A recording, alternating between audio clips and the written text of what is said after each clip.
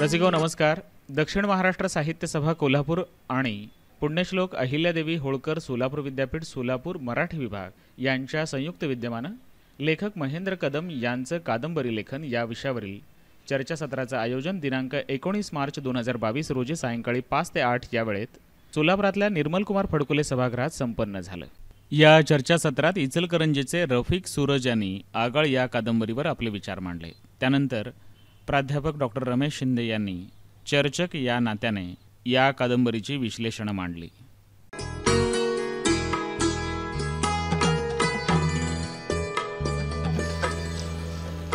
नमस्कार. या सत्राचे अध्यक्ष माझे मित्र डॉक्टर विजय चोरमारे, मंचावरील सर्वजण आणि आपण सर्वजण. वेळेची काट कसं करायची आहे, त्यामुळे मी तात्काळ माझ्या निबंध वाचनाला सुरुवात करतो.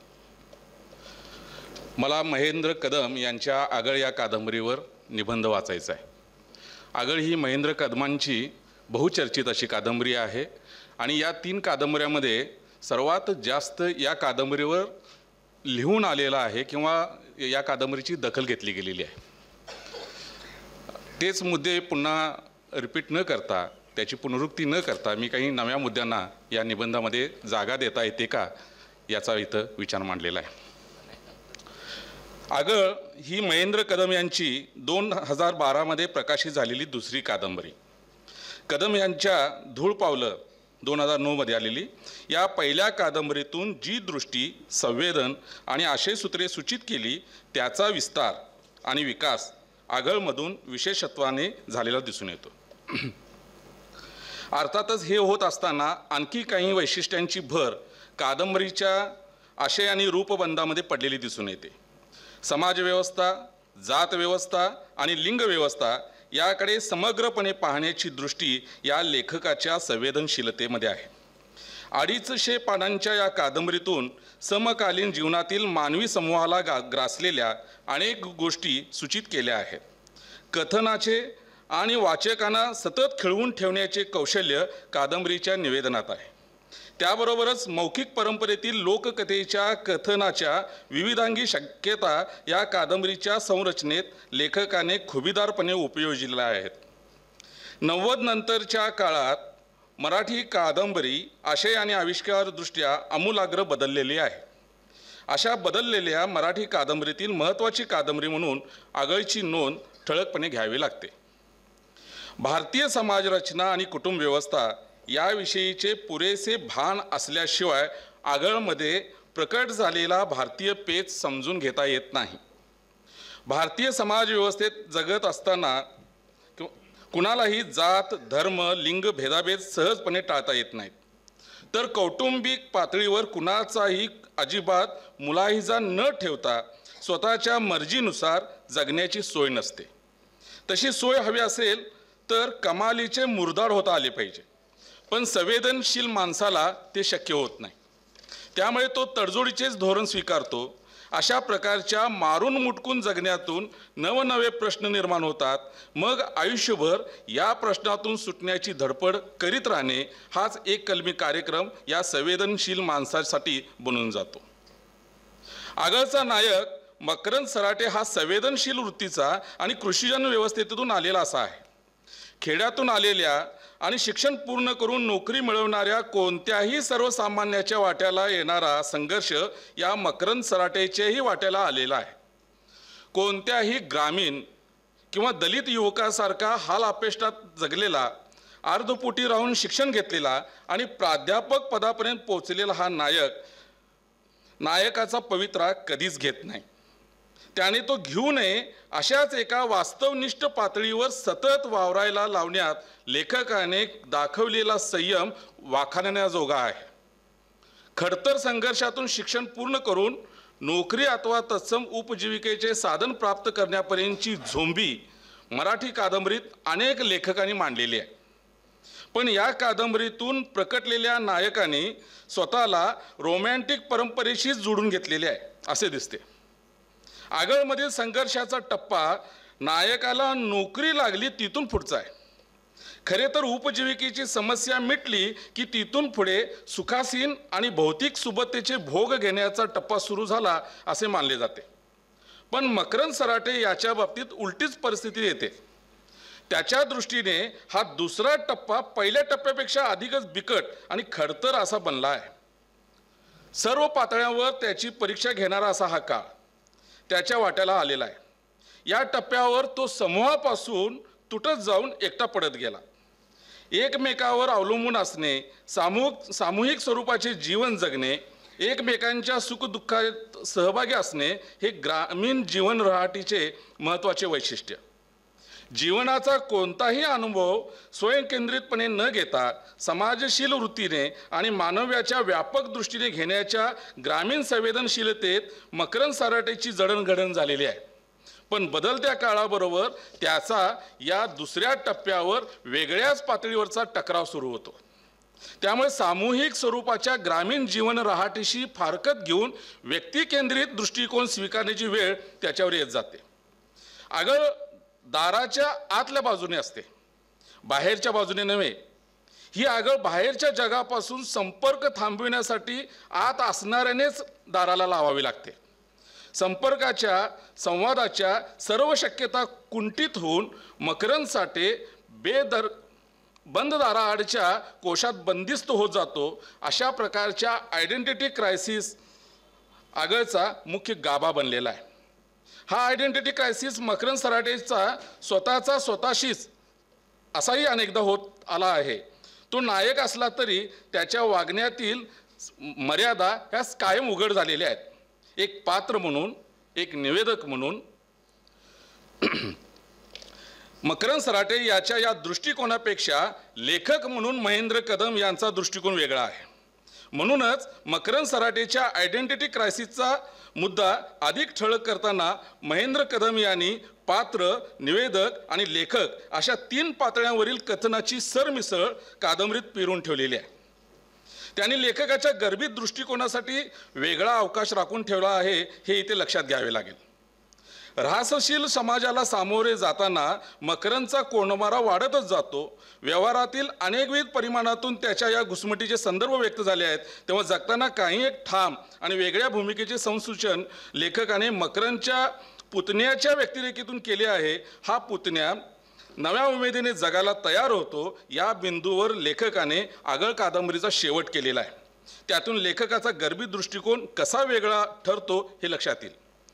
दुष्काळातला जन्म, जन्मापासून काबाड कष्ट, न संपणारे दारिद्र्य, 5-10 पैशांसाठीही सटरफटर लोकांची करावी लागणारी लाचारी, सतत स्वतःकडे पडती बाजू घेऊन पुढे जाण्याची लागलेली सवय, टक्के टोनपे खात पूर्ण केलेले शिक्षण, नॉन ग्रँट कॉलेजला प्राध्यापक म्हणून नोकरी, 6 वर्षे पगाराच्या नावाने बोंब, 9 वर्षाने पूर्ण पगार सुरू पण तोपर्यंत उमेदीच्या काळाचा कोळसा झालेला, नोकरीवाली पत्नी मिळाली पण सतत तिच्याच धाकाखाली राहण्याची नामुष्की, घर, समाज, आत बाहेर सर्व ठिकाणी वाट्याला आलेला हरवलेपण आणि पोरकं एकाकीपण, नोकरीच्या ठिकाणी आणि गावात अशा दोन्ही ठिकाणी हे एकटेपण संपत नाही. अशा व्यवस्थेकडून सर्व बाजूंनी कोंडला गेलेला, सुटकेसाठी कोणताही रस्ता न उरलेला, जिवंत असूनही पराकोटीच्या मरण कळा सोसणारा अशा या नायकाच्या यातनांची चित्रे कादंबरीभर विखुरलेली आहेत.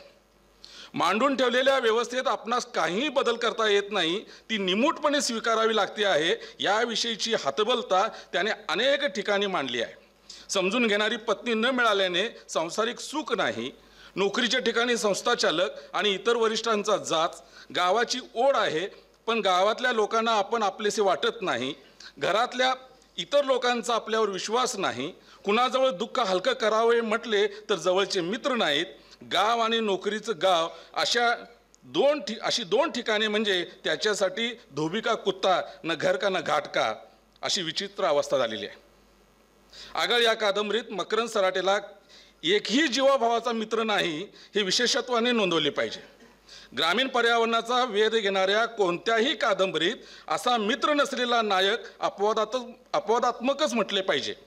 गाव आणि नोकरीचे गाव यातील द्वंद्व मांडताना कादंबरीचा नायक एके ठिकाणी म्हणतो, आता आपला नवरा गावाकडं काहीतरी देणार या संशयाने तिनं माझा पिच्छा पुरवला.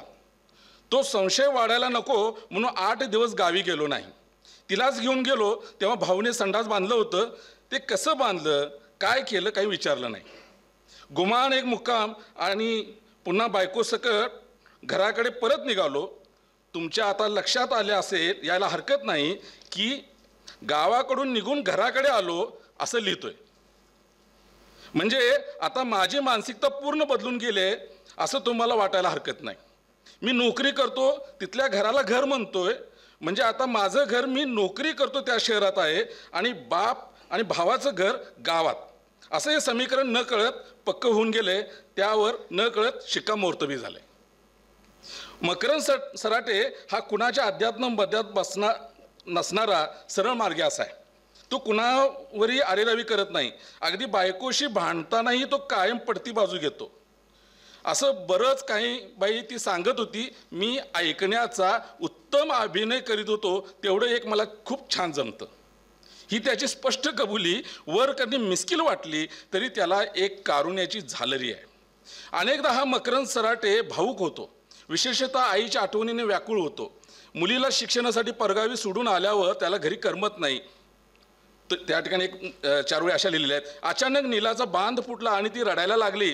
तिला खूप एकटं वाटलं. तिची जी अवस्था होती तीच माझीही. तिला शांत करता करता मीही रडून घेतलं. जमिनीतून एखादं रोप उपटून टाकताना केवळ रोपाला वेदना होतात असं नसतं, उलट त्या जमिनीला अधिक वेदना होतात. अवतीभोवतीचा मातीचा थर हादरतो, थरथरतो, उसासे टाकतो. इतकेच नाही तर त्या रोपाच्या काही मुळ्या जमिनीतच राहतात आणि त्या जमिनीला कायम अस्वस्थ करीत राहतात. तसंच आमचं झालं. मकरंदचे हे मनोगत त्याच्या हळव्या स्वभावाचेच एक द्योतक आहे. वागण्या बोलण्यात फारसे आडेवडे न घेणारा, स्वतःविषयी फुशारके न मारणारा आणि आवडीनिवडीत फारसा चुजी नसणारा हा मकरंद सराटे सर्वसामान्य नोकरदारासारखेच आयुष्य जगतो आहे. पत्नी आणि त्याच्यात वारंवार खटके उडत असले तरी त्याने पत्नीशी कोणत्याही पातळीवर प्रतारणा केलेली नाही. अनेकदा त्याच्या मनात शारीरिक मिलनाची आसुशी प्रकट होते. अर्थात ते नैसर्गिकही आहे, पण त्याची पत्नी या गोष्टीला प्रतिसाद देत नाही. तिच्या भावनेची बूज ठेवत आपल्या या भावनेवर त्याने कमालीचा संयम ठेवला आहे. कमालीच्या एकटेपणात लैंगिक प्रेरणा जोराने उफाळून येतात असा सर्वसाधारण असलेला मराठी कादंबरीतला लोकप्रिय ट्रेंड या आगळमध्ये उमटलेला नाही. अशा प्रकारच्या लैंगिक व कामुक प्रेरणांच्या भडक आणि स्वस्त चित्रणाचा मोह लेखकाने टाळला आहे. ही गोष्ट मुद्दाम इथे नमूद केली पाहिजे. आगळमध्ये नायक नायिकेच्या कोमल नवथं प्रेम भावनांचेही कुठेही चित्रण नाही. आगळमधून प्रकट होणारा आशय सर्वस्वी भिन्न प्रकारचा आहे. कादंबरीच्या नायकाला पावला पावलावर जगण्यातली हातबलता अनुभवावी लागली आहे हे आपण पाहिलेच. आपण कसला संघर्ष करू शकत नाही याविषयीची त्याला स्वतःची एक प्रचंड घृणा वाटते आहे. जगण्यातील दाखवेगिरी, खोटेपणा, भंपकपणा यामुळे जगण्यातील नैसर्गिक सत्व हरवत चालले आहे. याचा अपराधी भाव तो सदैव आपल्या सोबत बाळगतो आहे. यातून त्याची आत्मविटंबनेची भावना बळावत जाते. तो स्वतःची अनेकदा षंड, नंदीबैल, बुळगा, उपरा अशा शब्दात निर्भत्सना करतो. स्वतःच्या क्षुद्र जगण्याची टर उडवतो. विशेष म्हणजे हा नायक कृषीजन संस्कृतीचा पाईक आहे. बैल हा त्याच्यासाठी अतिशय आस्थेचा भाग आहे. त्याच्या वडिलांनाही बैलांचा खूप मोठा नाद. बैल जगली की वडील समाधानी. बाकी आमच्या कुणाच्या पोटाची कधी काळजी केली नाही. चुकून बैलांना वैरण नाही आणली की उद्धार झालाच म्हणून समजायचा. बैलाच्या नादानं वडिलांनी दुसऱ्याच्यात कधी काम केलं नाही. असंही तो कौतुकाने वडिलांच्या बैलाच्या प्रेमाविषयी एका ठिकाणी नोंदवलेला आहे. तर शेतकऱ्यासाठी जीव की प्राण असलेल्या बैलालाही तो शेवटी स्वतःच्या विटंबनेसाठी वापरतो. मी उरलो बैल, फक्त बैल नव्हे तर नंदी बैल. अंगावर छान झूल चढवली, कपाळाला बाशिंग बांधले, शिंगात शेंब्या बसवल्या आणि बिनकासऱ्याची माझी वरात आपोआप सुरू झाली. आत्मविटंबनेचा हा सूर कोणत्या टोकापर्यंत तीव्र होत जातोय हे लक्षात घेतले तर कादंबरी नायकाची होणारी कोंडी नीटपणे लक्षात येईल. आता तुम्ही म्हणाल की हे नेमकं काय चाललंय, तर त्याचं उत्तर माझ्याकडे नाही. पण ही जी माझी कथा आहे ती आता केवळ माझ्या हातात उरलेली नाही. असे काही वाक्य यामध्ये आलेले आहेत. आत बाहेर मी धास्तावलेला आहे. या ताणाचं मला व्यवस्थापन करता येत नाही. रक्त वाहून मी मरून जाईन. कसाही वागलो तरी मी अडचणीत येतोय. मला आता शेपटीवर करता येत नाही की डरकाळी येत नाही. असा कादंबरीच्या नायकाने घेतलेला पवित्रास त्याचे स्वतःचे सामर्थ्यहीन रूप दाखवून देतो. तो स्वतःच्या अकार्यक्षमतेचा नपुसंलिक खिल्ली उडवत राहतो. आगळमध्ये नीला या मध्यवर्ती व्यक्तिरेखा असलेल्या नायिकेवर मात्र लेखकाने अन्याय केला आहे असे जाणवत राहते. या व्यक्तिरेखेचा नैसर्गिकपणे विकास झाला नाही, तिचे एकांगी चित्रण झाले आहे. शिक्षिका असलेली, स्वतःच्या मुलाबाळांच्या शिक्षणाकडे करिअरकडे बारकाईने लक्ष देणारी आणि स्वतःची ठाम मते असलेली या व्यक्तिरेखेची दुसरी बाजू मात्र समोर येत नाही. याउलट नवऱ्याला समजून न घेणारी, बाहेरच्या लोकांना जवळ करून सासरच्या लोकांना टाळणारी, स्वतःच्या चौकोनी कुटुंबापलीकडे कुठल्याही गोष्टीची देणेघेणे नसणारी अशी प्रकारची एक खलनायिका म्हणून ही व्यक्तिरेखा प्रकटली आहे. ही कादंबरी प्राधान्याने नायक केंद्रीय असली तरी आणि निवेदनही प्रथम पुरुष असल्याने कादंबरीतील बहुसंख्य घटना प्रसंग नायकाशी थेट संबंध असलेले अथवा त्याच्या चरित्राला उजाळा देणारे असेच आहेत. इतर पात्रांच्या अनुषंगाने उपकथानके स्वाभाविक स्वरूपात येऊ न शकल्यामुळे अनेक व्यक्तिरेखांचा नीटपणे विकास झालेला नाही. दुसरी आणखीन एक गोष्ट इथे नमूद करता येईल, ती म्हणजे या कादंबरीतील पात्रांचा सामग्र्याने विचार करता एकही पात्र खऱ्या अर्थाने कृतिशील आहे असे म्हणता येत नाही.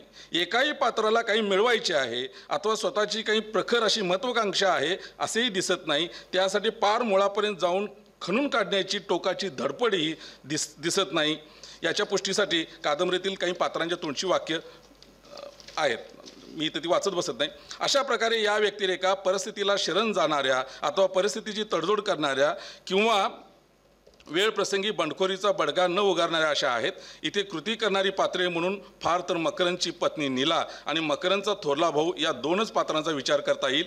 नीला हेकेखोर असली तरी तिची प्रत्येक कृती तिच्या स्वभावाला धरून आहे, तर मकरंदचा थोरला भाऊ कमी शिकलेला असला तरी मकरंदपेक्षाही अधिक व्यवहारी आणि परिस्थितीचे खोल भान असणारा असा आहे. आपल्या धाकट्या भावाची होणारी कौटुंबिक कुतरओढ फक्त त्यालाच पक्की समजली आहे. त्यामुळे त्याच्यासमोर असलेल्या परिस्थितीत अनेक अडचणीचा डोंगर आहे, पण तरीही त्याने आपल्या प्राध्यापक भावाला कुठेही अडचणीत आणलेले नाही. उलट आपल्या म्हणण्याका तर आपल्या भावाने इच्छा नसतानाही शिक्षिका असलेल्या नीलाबरोबर लग्न केले आणि त्याचा संसार नीट फुलला नाही याचे शल्य त्याला कायम टोचत आले आहे. कादंबरीतील इतर अनेक व्यक्तिरेखांना गौण स्थान मिळालेले आहे. अनेक जण तर निव्वळ भाष्यकाराच्या रूपात फक्त चिंतन मांडण्यासाठी अथवा संवादात सहभागी होण्यासाठीच प्रकटतात. ही या कादंबरीतील एक मर्यादा आहे. या कादंबरीतील संवाद मात्र अतिशय चपकल आणि कादंबरीतील आशयाला अधिक गहिरेपण प्राप्त करून देणारे असे आहेत. विशेषतः खेड्यापाड्यातील स्त्रियांच्या तोंडी असलेली भाषा, सोलापूर परिसरातील गोड आणि ऐकत राहावी असा भाषिक लहेजा असणारी अशा प्रकारची आहे. अगं या कादंबरीच्या लेखनाचे एक शक्तिस्थान निवेदक हे आहे. हा नायक अथवा निवेदक स्वतःचीच गोष्ट सांगत असल्यामुळे या गोष्टीतील घटनात तो गुंतलेला आहे, पण त्या घटनापासून अलिप्त होण्याची आणि तटस्थपणे विचार करण्याची क्षमता हा निवेदक बाळगून आहे. कोणता अनुभव कोणाच्या दृष्टिकोनातून किंवा कशा प्रकारचा पवित्रा घेऊन सांगितला तर तो परिणामकारक होईल याचा खूप साकल्याने विचार लेखकाने केलेला आहे. या कादंबरीतील निवेदनाचा भर कथनावर म्हणजे टेलिंगवर आहे. समोरच्या श्रोत्याला विश्वासात घेऊन गोष्ट पुढे नेण्याचे लेखकाचे कसब उल्लेखनीय असे आहे. आता हे एक उदाहरण पहा. तर मित्रांनो, आता फुगडीचा फेर झाला आहे, बायको तयार आहे. तयार होताना ती काय बडबडली माहीत नाही की मीच हे बडबडतोय कळत नाही. जाऊ द्या, झालं ते झालं. आम्ही गावी आलो, रानात गेलो. रान सगळं माणसांनी फुललेलं. विहिरीतून पाणी काढलं, कळशीत भरलं. नव्या कापडाने तिचं तोंड बांधलं. बामण आला, बडबड केली. पाण्याची पूजा झाली, पंगत बसली. माणसं ऐसपैस जीवन निघाली. बहिणीच्या देराला आहेर दिला. गड्यांना पगार फुकट देऊन पाण्याचा आनंद साजरा केला. स्वतःची झीज खर्ची टाकली. हे सगळं नियम म्हणा, परंपरा म्हणा, जबरदस्ती म्हणा की आनंद म्हणा, पण एक खरं की रानात नवं काही आलं की ते इतरांना आधी द्यावं आणि मग आपण खावं, ही इथली रीत. मागेही आम्ही विहीर खोदली तेव्हा वडिलांनी धावलोट होईपर्यंत विहिरीचं पाणी वर्ज केलं. नवीन धोतर सदरा लुगडं घेतलं की ते इतरांना घडी मोडायला द्यायचं, मगच आपण अंगावर घालायचं. असं हे जुनं करून घालण्याची रीत आता कुठं दिसत नाही. हे निवेदनाचं एक उदाहरण मी इथं मांडलेलं आहे. तर आगळ ही कादंबरी वाचून संपल्यावर कादंबरीत उपस्थित झालेल्या प्रश्नांच्या अनुषंगाने वाचकाच्या मनातही प्रश्नांचे मोहोळ उभे करण्यात लेखकाने वेगळेपण राखले आहे. वाचकाला आत्मचिंतनासाठी प्रवृत्त करण्यासाठी लेखकाने कादंबरीत अशा अनेक जागा जाणीवपूर्वक मोकळ्या सोडल्या आहेत. गरगरत्या वास्तवाला भेटताना उपस्थित झालेल्या सर्वच प्रश्नांना उत्तरे देण्याचे काम कादंबरी लेखकाचे नसतेच. उलट मनाच्या पृष्ठतलावर प्रश्नांची अनेक वर्तुळे निर्माण करून जिथे कादंबरी संपते त्या बिंदूपासून एक नवीनच कादंबरी वाचकांच्या मनात सुरू होणे हे कोणत्याही श्रेष्ठ कलाकृतीचे लक्षण आहे. लेखक कोणते प्रश्न उपस्थित करतो, त्या प्रश्नाला तो कसा भिडतो आणि जगणं समजून घेताना वाचकाला कोणत्या टप्प्यावर आणून सोडतो हे कोणत्याही कलाकृतीच्या संदर्भात अधिक महत्त्वाचे असते. या सगळ्या पार्श्वभूमीवर आगळ ही कादंबरी वाचल्यावर आपल्या मनात अस्वस्थतेचं मळब भरून येतं, ज्यापासून आपली सुटका होत नाही. हेच या कादंबरीचं असाधारण असं यश आहे. धन्यवाद. रमेश शिंदे. सर्वांना नमस्कार.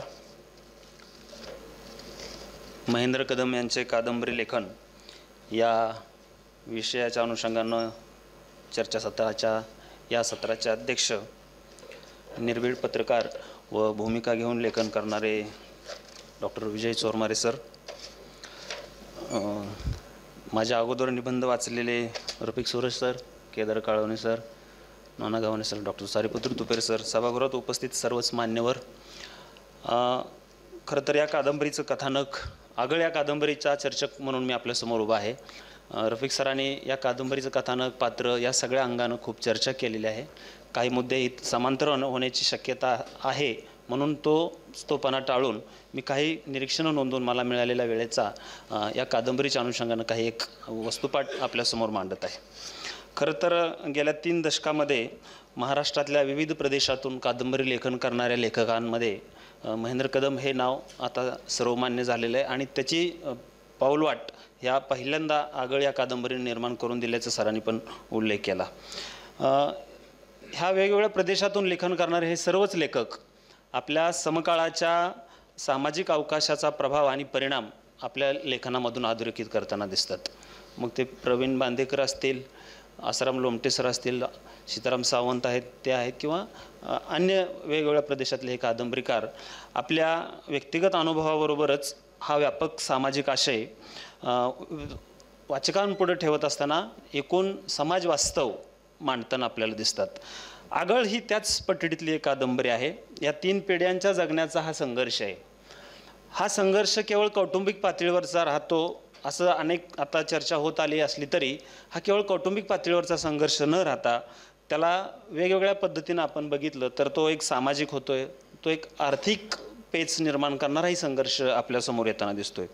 त्याचबरोबर बदलत्या ग्रामव्यवस्थेसह मानवी वर्तनाच्या वेगवेगळ्या शक्यता या कादंबरीमध्ये लेखकाने व्यक्त केलेल्या आहेत. म्हणजे ज्या एकत्र कुटुंब पद्धतीचा आपण पारंपरिक पद्धतीनं स्वीकार करत आलो होतो, ती एकत्र कुटुंब पद्धतीच या कादंबरीमध्ये उद्ध्वस्त होत असणाऱ्याचं एक चित्र लेखक उभा करत असताना ही सगळी पात्रांची आणि कथानकाची जुळवाजुळव करताना आपल्याला दिसतो. खरं तर हा काळ, आमचे रावसाहेब कुवर नावाचे कवी आहेत, ते एका कवितेमध्ये असं म्हणतात, बैल रानातून, बाप घरातून आणि माणूस गावातून हद्दपार होण्याचा हा काळ आहे.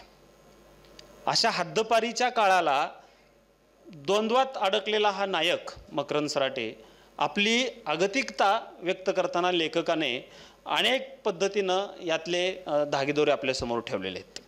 म्हणजे ही एका मकरंद सराटेची गोष्ट नाही आहे, तर त्या पिढीतून पुढं आलेल्या साठोत्तरी काळात शिकून नव्वदोत्तरी काळात नोकरी लागणाऱ्या ह्या प्रत्येक गावगाड्यातून आलेल्या एका प्राध्यापकाची, लेखकाची, नोकरी करणाऱ्या व्यक्तीची ती कथा आहे.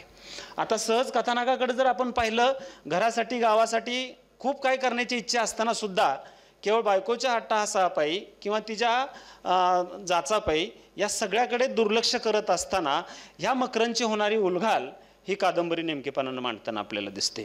म्हणजे एका बाजूला वर्तमान जगण्याची अगतिकता आहे, तर दुसऱ्या बाजूला भूतकाळाचे विस्तृत संचित आहे. म्हणजे या संचिताच्या ओझ्यावरती दबलेला हा नायक हे कसं सोडायचं ह्या एका पेचात आहे, आणि दुसऱ्या बाजूला आपल्या भविष्य काळाचा वेध घ्यावा याचीही त्याच्या मनामध्ये उलघाल आहे. आणि ही त्याच्या घुसमट म्हणजे आपल्याला ही कादंबरी बघायची आहे. दुसरी एक गोष्ट आहे की एकीकडे कृषी संस्कृतीची परंपरा असणारा मकरंद हा उच्च शिक्षित नोकरी करणारी, शहरी व्यवस्थेत वाढलेली त्याची पत्नी याच्याशी जुळवाजुळव करताना मात्र फार हतबल होतो आहे. असं का होतं किंवा ह्या होण्याच्या प्रक्रियेला काय म्हणता येईल आपल्याला, तेव्हा त्या कादंबरीमध्येच लेखकानं असं सांगितलेलं आहे की नायकाचा बैल होण्याची जी एक मानसिकता मकरंदची तयार होते, ती बैल होण्याची प्रक्रिया ही कादंबरी पूर्ण उभा करते. म्हणजे पारंपरिक राजा राणीच्या बीजरूपातून पुढे आलेली ही गोष्ट प्रतीकातून जरी आलेली असली तरी ती पुढे आधुनिकीकरणाच्या टप्प्यावरून विसावते. आणि हा आधुनिकीकरणाचा टप्पा कुठे घेऊन जातो तर मकरंद सराटेच्या एका जीवनाच्या पलीकडे व्यापक आशय व्यक्त करतो आहे. या हालाकीच्या परिस्थितीतून शिक्षण घेऊन प्राध्यापक झालेला मकरंद या सगळ्या भोवतालाला 3 गोष्टीतून पाहतो आहे. एक, तो पारंपरिक सर्वसमावेशक कृषी संस्कृती स्वीकारतोय. 2, या शहरी निमशहरी व्यवस्थेला जन्माला आलेली ही मध्यमवर्गीय व्यावहारिकता आहे. तर 3, या भांडवलशाही संस्कृतीमध्ये कुटुंब व्यवस्था, नातेसंबंध आणि या सर्वांवरती परिणाम करणारा काळ आहे. तर या सगळ्या 3 गोष्टींवरती ही कादंबरी नेमकेपणानं भाष्य करते. खरं तर एका कुटुंबाची रास सांगणारी ही गोष्ट नाही, तर त्या कुटुंबाच्या रासाबरोबरच सामाजिक, सांस्कृतिक, आर्थिक या बदलाचा हा लेखाजोखा आहे. म्हणजे आज लग्न ठरतानाच आपली मुलगी कुठं राहणार हे अगोदरच ठरलेलं असतं. म्हणजे सासू सासऱ्याकडे राहणार की पुन्हा नवरा कुठं आहे, परत तो शहरात राहायला हवा, म्हणजे शेती हवी पण तो शेतकरी नसावा. आणि मग शेतकरी नसावा तर शहरात राहणारा या नवऱ्याविषयी किंवा या पतीविषयी मग पत्नीच्या सगळ्या स्वप्नांचा हा सगळा व्यवहार सुरुवातीलाच मांडलेला असतो. म्हणून कौटुंबिक विसंवादाच्या या सगळ्या धबडग्यात मी बैल कधी झालो हे मलाच कळलं नाही म्हणणारा हा मकरंद या सगळ्या व्यवस्थेकडे अगतिकतेने पाहतो आहे. म्हणजे कुटुंब व्यवस्थेच्या पडझडीच्या 2 पिढ्यांमधला फरक पाहिला तर मकरंदच्या वडिलांच्या वेळेची कुटुंब व्यवस्था किंवा ती कुटुंब पद्धती फार सौम्य पद्धतीनं उद्ध्वस्त आलेली, त्याला गती फार कमी होती. पण तीच गोष्ट जर मकरंदच्या काळात बघितलं तर त्या उद्ध्वस्त होण्याचा वेग अधिक आहे आणि त्याचे बसणारे चटकेही अधिक आहेत आणि ते सर्व पातळ्यांवरचे आहेत. हे आपण समजून घेतलं पाहिजे. कारण या कादंबरीच्या अवतीभोवतीच्या 2 पिढ्यांचा जो संघर्ष आलेला आहे तो जवळून पाहिलेला हा मकरंद आहे. म्हणजे आजी, वडील आणि ते स्वतः मकरंद आणि पुन्हा कादंबरीच्या शेवटाकडे येताना त्यांची 3री पिढी 4थी पिढी पाहत असताना हा मकरंद या सगळ्यांशी झगडतो आहे. त्याचं ते परावलंबित्व, त्याचं ते सगळं परकेपण तो एकटाच सोचत आहे. मगाशी रफिक सर म्हणाले की नायकाला मित्र का नाही, तर त्याची बीजे आपल्याला कुठंतरी ह्या परात्मतेमध्ये शोधावी लागतील. म्हणून तो मित्र नाही. पण कादंबरीमध्ये येणारी जी इतर पात्र आहेत ती मात्र लेखकाच्या तत्वज्ञानाशी समांतर आलेली आहेत. म्हणजे मला फार अपवादभूत नेमाड्यांच्या नंतर वैचारिक चर्चा करणारं स्टाफरूम यांच्या कादंबरीमध्ये बघायला मिळते. म्हणजे हे असं वैचारिक मंथन होत असताना लेखक गावगाड्याविषयी, गावातल्या माणसांविषयी, त्यांच्या प्रगतीविषयी फार धडपडतोय. त्याला सगळं करायचं आहे पण पत्नीचा विरोध आणि त्यातून उद्भवलेले अनेक प्रसंग वाचकाला अंतर्मुख करायला लागतात. त्या प्रसंगाचा मी इथं काही उल्लेख करत नाही. पण एक गोष्ट मला आवर्जून इथं सांगायची आहे, गावाकडे पत्नी कशी पाहते. एका फक्त 2 ओळी आहेत. मेलेल्या माणसांच्या राखी इतक्या स्वस्त तर झाल्याच पण जिवंतपणी अनेक माणसांची राख होत चालली आहे. व्यवस्थेविषयी लेखक नायक बोलतो आहे. आणि हे ढिगारे कमी व्हायला तयार नाहीत. आमच्या घरातील अनेक ढिगारे झाले आहेत. भाऊ एकमेकांना बोलण्याचं झालं आहे, तोंड पाहणे टाळू लागलं आहे. नंतर तर एकमेकांनी नव्या जागा घेऊन घरं बांधली आणि एकमेकांचा संपर्क संपवून टाकला. संपर्क संपवण्याच्या, तुटलेपणाच्या या सगळ्या व्यवस्था लेखकानं या आगळ्या कादंबरीमध्ये नेमकेपणानं मांडलेल्या आहेत. त्याचे भाषिक विशेष निवेदन या सगळ्या गोष्टींचा वापर मगाशी रफिक सरांनी केलाच. पण जाता जाता एक गोष्ट मात्र सांगून माझा आटोपत घेतो की हा टोकाचा संघर्ष निर्माण करणाऱ्या प्रसंगाच्या वेळी निवेदकाची व्याकुळता ही वाचकाला सुद्धा अस्वस्थ करते आहे. काही नायकाच्या जगण्याशी संबंधित असणारे हा सगळा भाग लेखक मांडत असताना काही मर्यादांचाही उल्लेख मगाशी रफिक सरांनी केला. फक्त एकच गोष्ट त्यांनीच कादंबरीमध्ये सांगितलं की त्यांच्या मुलाला आवडणारं कार्टून टॉम अँड जेरी ते पाहत असतात. मला वाटतं पत्नी आणि हा मकरंद यांच्यामध्ये चाललेला हा टॉम अँड जेरीचाच खेळामध्ये ही कादंबरी अधिक गुंतत जाते. खरं तर त्याचा पेस अजूनही वाढवता आला असता, तो लेखकाचा भाग आहे. पण अशा या व्यवस्थेचं एक परिणाम अलीकडच्या काळामध्ये फार कमी स्वरूपात आलेला दिसतो. ती व्यवस्था नेमकेपणानं आणि अचूक टिपण्याचं काम आगळ या कादंबरीने केलं आहे. मला या ठिकाणी बोलण्याची संधी त्याबद्दल दिली त्याबद्दल धन्यवाद.